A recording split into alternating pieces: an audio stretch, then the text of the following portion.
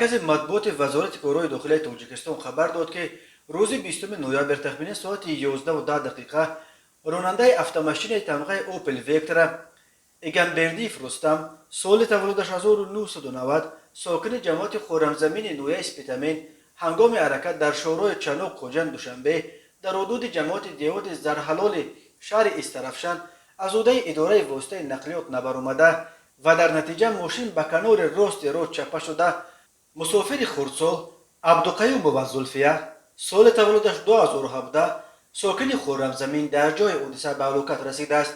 دو نابالغ دیگر عبدالقیوم موظلاله سال تولدش 2014 و عثمانوف جواهر سال تولدش 2011 ساکنان شهرک گلستان نویه ظفرآباد جراحت‌های گوناگون جسمانی برداشته در بیمارخانه بستری گردیدند.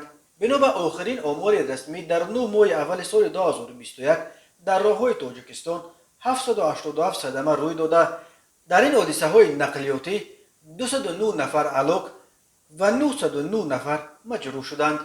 معاون اول سردار ریاست بازرسی دولتی اتومبیلی وزارت کارهای داخلی تاجیکستان زبیدالله حفیظ‌زاده به خبرگزاری خبر گفت امسال شماره قربانیان صدمه‌ها در کشور نظر به همین دوره سال گذشته 9 نفر افزوده، شماره زخمیان برعکس 40 نفر کم شده است. بنا به آمار آورده او در ماه‌های ینور سپتامبر سال 2020 در راه‌های تاجیکستان بر اثر 789 صدمه 281 نفر به هلاکت رسیده، 829 نفر مجروح شده بود.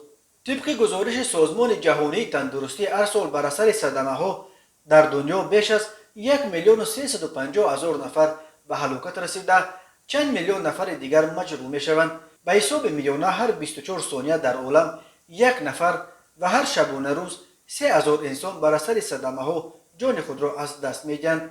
به حساب سازمان جهانی تندرستی آمار هلاکت مردم بر اثر صدمه‌ها در کشورهای به اصطلاح در حال رشد یعنی عقب مانده نسبت به کشورهای پیشرفته دنیا 3 مرتبه بیشتر بوده است.